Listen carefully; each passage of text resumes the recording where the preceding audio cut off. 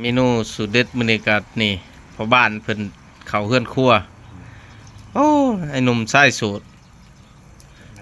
จัดหนักจัดเต็มเลยมื้อนี้บำรุงอีกโอ้ก่อนสิกลับบ้านแต่ละ ไก่ ปิ้งไก่ หอนทอนข้าวเหนียวหอนทอน เออกินกับข้าวใหม่แซ่บๆโลดมื้อนี้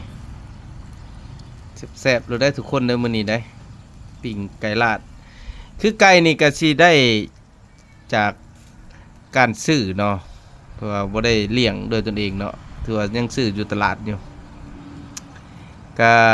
ตัวหนึงนี่ก็สิ130,000กีบเนาะ ตัวเรียบร้อย ครัวเรียบร้อยแม่ค้าเพิ่นครัวให้เนาะอยากได้ยำใดไปเอายำนั่นอยากได้ต้นแรงก็ไปเอาต้นแรงนี่ตวโอ้ยแขวดีๆเด้เนาะสำหรับผู้ภาคนี่ยำแข็งๆหน่อยหนึ่งบ่ได้นี่คือแขวบ่ดีแล้ว เขาตะแควแอวยังหนุ่มได้อยู่ แอวยังได้ เขาตะแควแอวยังได้อยู่ โอ้ทู่แซ่บๆทุกกันโลดมื้อนี้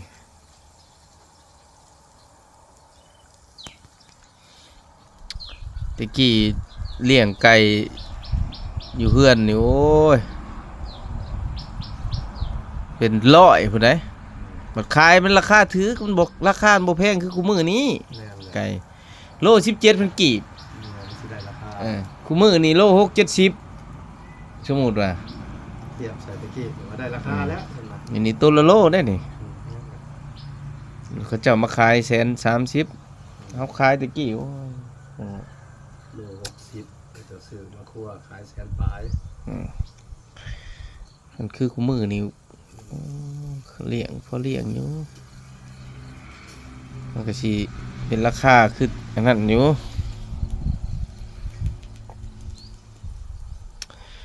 มาเด้อสาวๆเอ้ยอยาก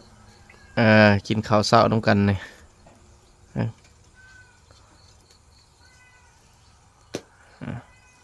เนาะพอ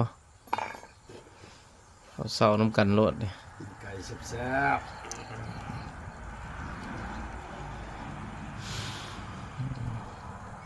มีใส่เกี่ยวตีนปิ่งหัวทาบีเบิดและบรรยากาศบ้านเฮา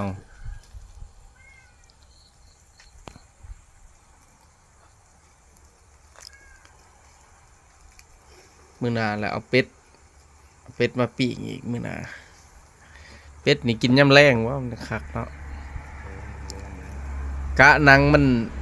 ออกเป็นทอดเนาะ ๆทอดกรอบ ทอดกรอบ ๆแกมกับเราดองยา สำหรับคลิปนี้ก็ได้เพลงในท้องเรื่องใหม่เด้อสำหรับผู้ภาคนี่ก็เจ้าของคลิปนี่แหละแต่ว่าเอาผู้ใหม่มาเข้าคลิปนำ นักแสดงครับ นัก เซิร์น นักแสดงครับเซิร์นมา จักว่าดังก็ไปจัก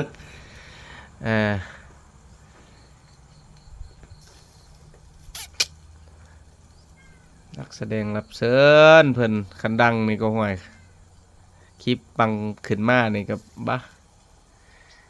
สำหรับปีนี้เป็นปีที่ว่าบ่ประสบผลสำเร็จเนาะในการเฮ็ด YouTube คือชั่วโมงบ่ผ่าน 4,000 ชั่วโมงนี่ไกลหลายยอดวิวบ่ขึ้นบ่เกินโอ้ยจังหวะหุ่นวายกันเลย บ่ได้ปีหน้าเอาไหม จังหวะตั้งเป้าเมียนปีหน้าอีก สิเริ่มใหม่2026นี่2025ถือว่าบ่ผ่านแหละยังอีกประมาณ2เดือนเนาะแต่ว่าชั่วโมงนี่ก็ได้978ชั่วโมงถือว่ายังไกลหลายบ่ผ่านแหละปีนี้ถือว่าภารกิจล้มเหลว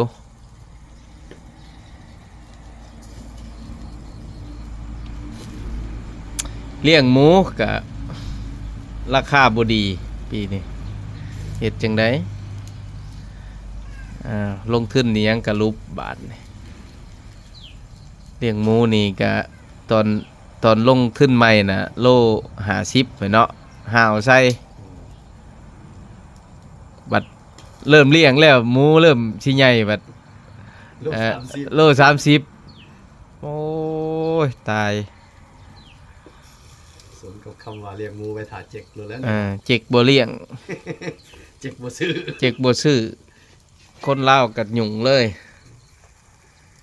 อันนี้คือราคาหมูผังลาวเด้อ FC เด้อบ่ถือว่าไปกันบ่ได้ไปกันบ่ได้แล้วราคาหมูผังลาวนี่คือว่าวิกฤตนักหน่วงที่สุดในรอบประวัติศาสตร์ก็ว่าได้นะในสำหรับ ถ่าย2025ท้ายปี2025นี่ถ้าว่า2026ยังบ่ขึ้นนี่ก็โอ้ยลุบแล้วพุ่นเด้อ20-30 ล้านลุบแล้ว FC เอ้ยหาแม่ค้ามานี่หนุบแม่ค้าให้ไปซื้อหมูตะกี้แม่ค้าหาเลาะขอซื้อหมูมันกลับกันบาทนี่เจ้าของเลี้ยงหมูนี่ได้หนุบให้แม่ค้ามาซื้อหมูนำก็ยังบ่มาในยุคหลังๆบัดแม่ค้านำหาพามหมูเนาะขอซื้อหมูนำแหน่แต่มาทุกมื้อนี้ขอให้แม่ค้าน่ะมาซื้อหมูนำแหน่แม่ค้าก็บ่มาพ่อค้าก็บ่มา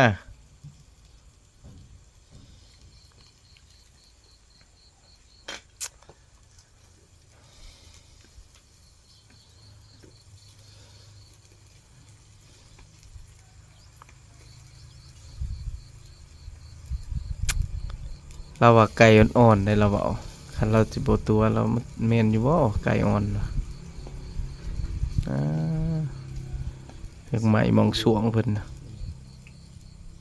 ก็สิบ่แก่ครับคนที่อยู่ตามเบิ่งก็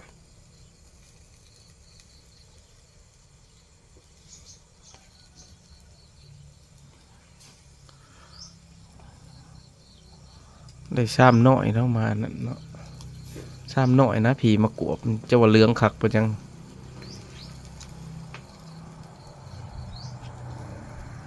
กวบอบแห้งอีกนี่เห็นอบแห้งตัวนี้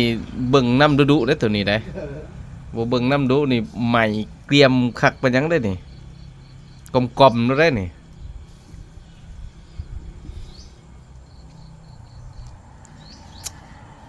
เอาก็พาก FC กดไลค์กดแชร์ให้ในเด้อ FC เพื่อเป็นกำลังใจในการที่คลิปต่อไปเนาะมื้อหน้ากะสิดังกะสิปัง